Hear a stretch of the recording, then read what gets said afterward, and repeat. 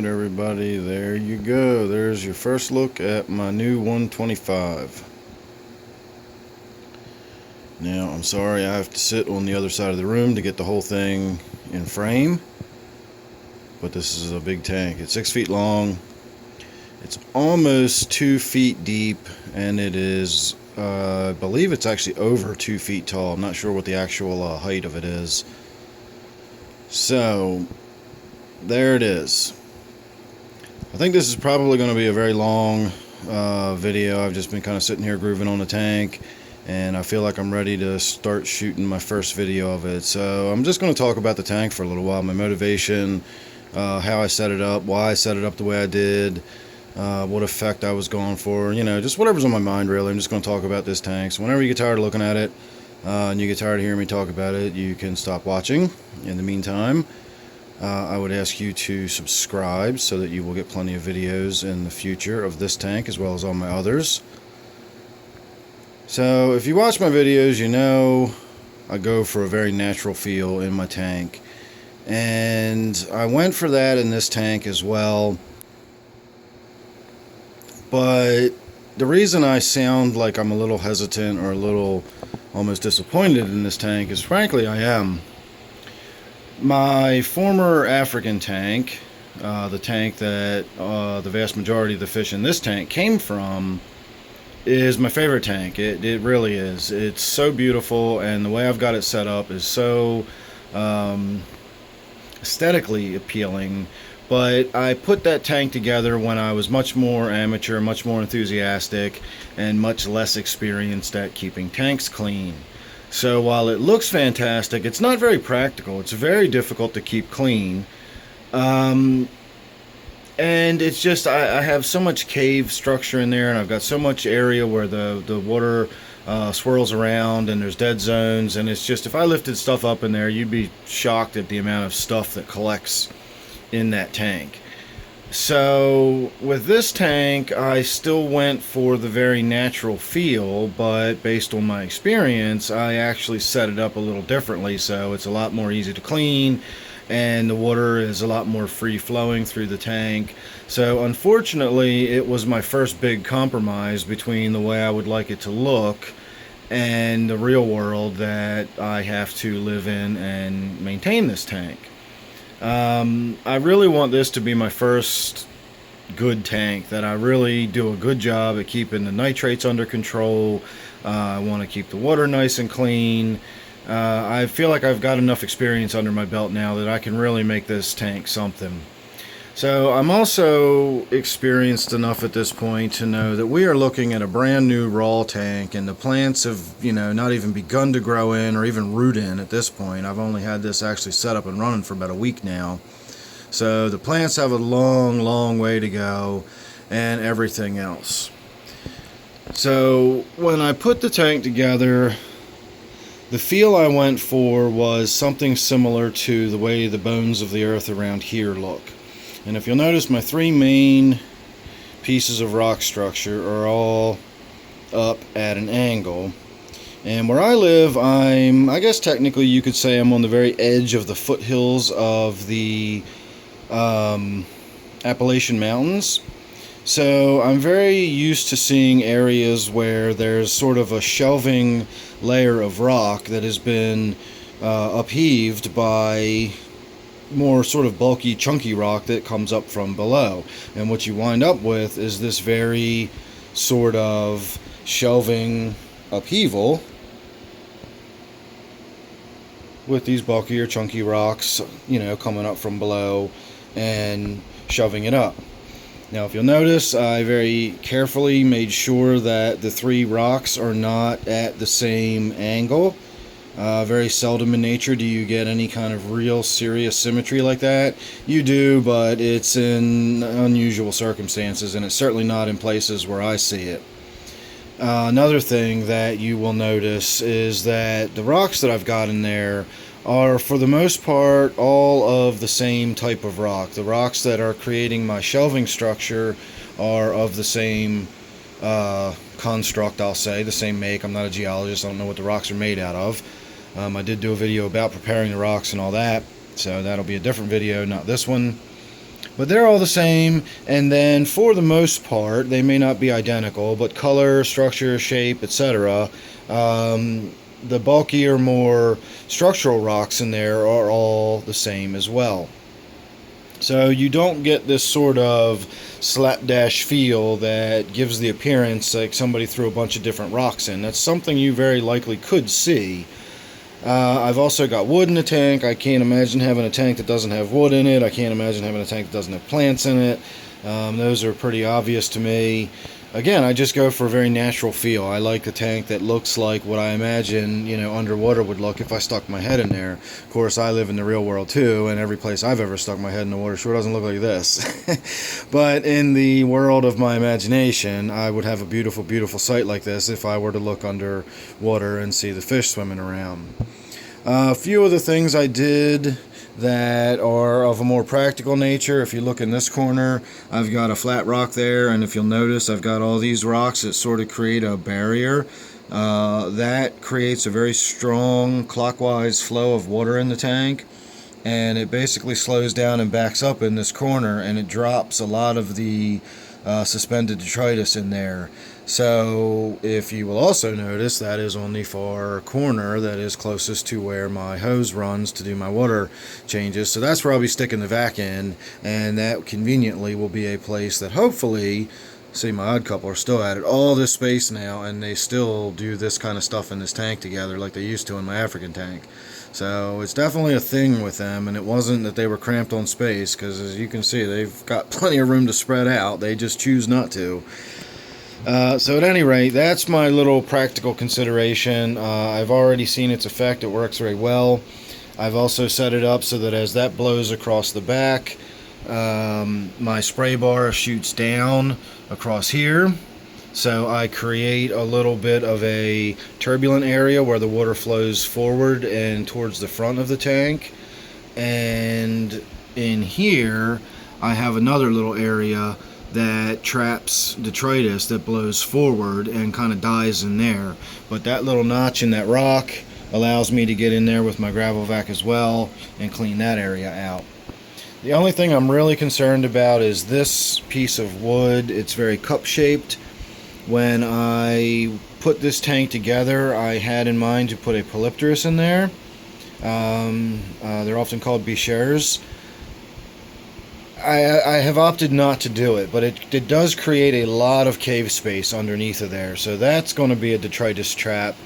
Again, I'm not too terribly worried about it. It's going to be the cleanest tank I've got, and my other tanks are pretty good, so this one's going to be fine. And if I really need to, I can always just sort of lift that up, vac under it, and set it back down. It's not going to be that big a deal. I do have some Anubias attached to it so far. I've just got it wedged in there, and hopefully that will root in and start growing. On this one, you can actually see, if you look right dead center of the screen, that sort of gray fuzzy spot right on the edge of that leaf. That is a big batch of snail eggs, so I've already put snails in the tank before I even put fish in it, and that is fine with me because I have 2 clown loaches in here, and if you got a tank that's got loaches in it, I promise you, you will not have a tank that has snails in it. And I don't care what size snails you're talking about, you will not have snails if you have a loach. Mystery snails, apple snails, trapdoor snails, any kind of snail, loaches devour. So I'm not worried about putting snails in the tank already. What else? As far as the way I set it up, I do want to talk about the plants and the plantings for a minute, but let me get back to the hardscape. I'm getting distracted by the actual fish swimming around. I'm trying not to focus on the fish. I got a cool new elephant fish in there. I'm dying to talk about that and shoot video of that, but right now I just want to talk about the tank, so stay on target here.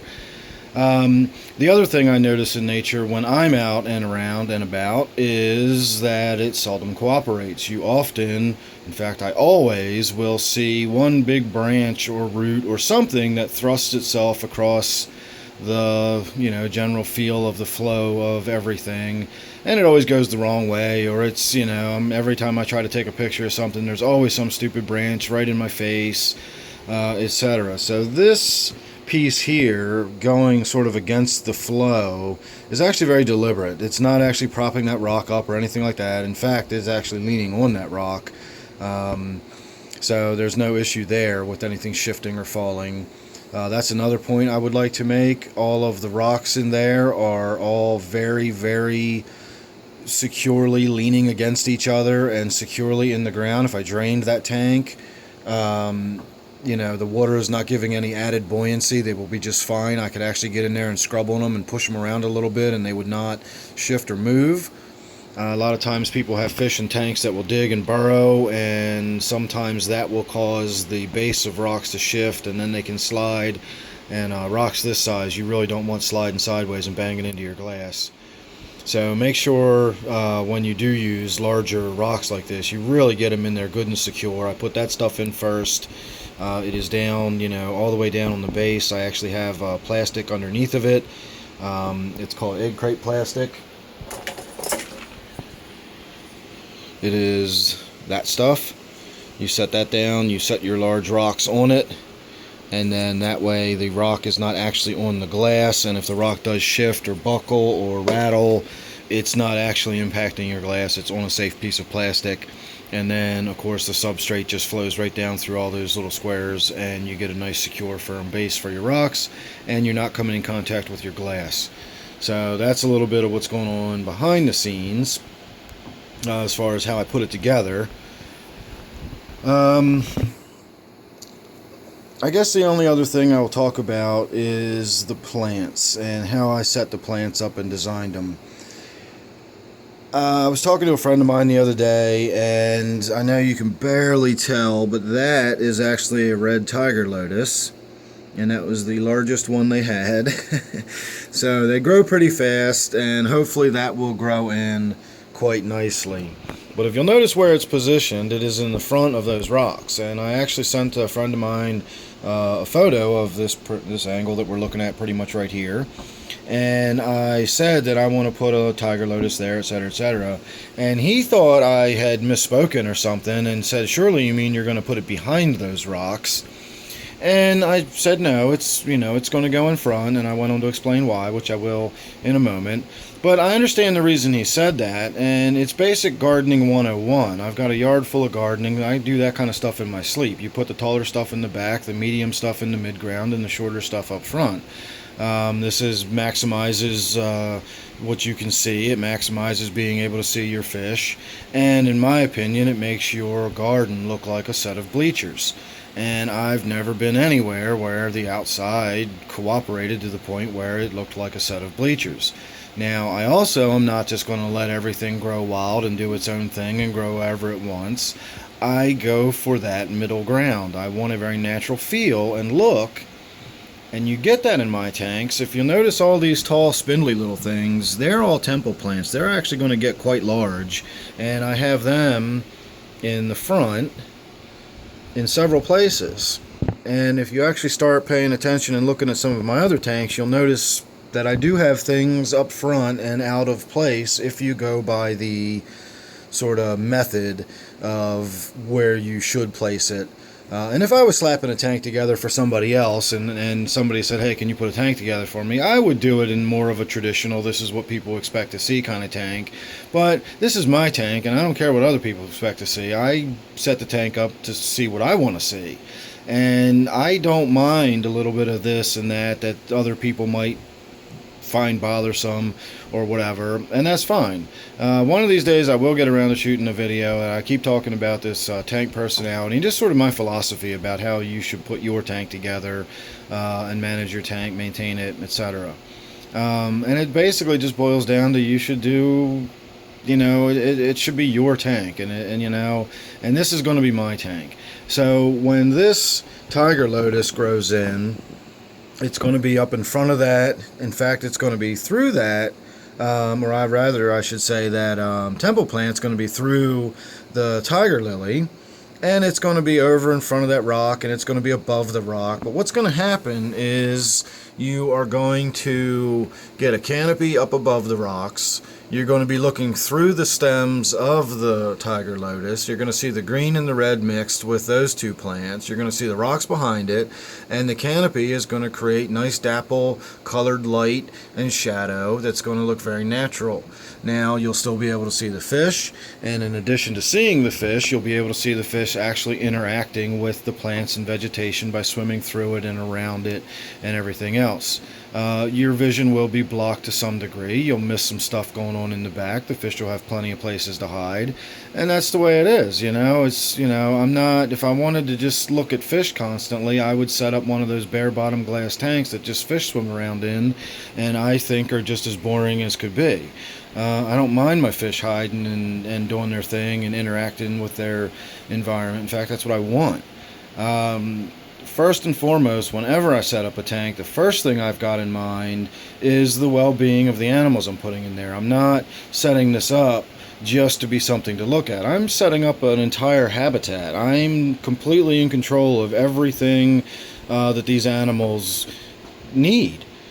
And, I'm going to make sure that's my first and foremost consideration. If I've got animals that need caves and they like to hide, I'm going to give them plenty of caves and places to hide. If I want a fish that I'm going to see all the time, I won't buy a fish that likes to hide in caves. If I've got a fish that likes to swim in vegetation, I'm going to give it plenty of vegetation to swim in. Again, if I want a fish that's just going to float and sit in the middle of a big open tank, I'd buy an angelfish and put it in the middle of a big open tank. Now, personally, I love my angelfish, and I have them in a tank that looks similar to this because I like watching the fish interact with the environment. So, when I set this tank up, I didn't really set it up according to any aesthetic. I set it up according to my own aesthetic of what I like to see and what I like to look at. The only thing that really irks me about this tank is that flat cut end on that piece of wood. And I've got some Java attached to it already, so as that grows in, eventually it'll bush out a little bit, and it won't be so noticeable, and it won't look so unnatural. So I suppose that in a nutshell is my rambling meander through my introduction to my new 125. So if anybody's got any questions or comments, certainly go below. I really do my best to get back to everybody, but YouTube and Google, I can only comment on, or I can only respond to what they alert me to, so I don't always get notified. If you do get missed over, it is not because I'm ignoring you, I assure you. I really do try to get in respond to everybody. So that's my 125. Subscribe. Tons and tons more video coming. Thanks for watching, everybody.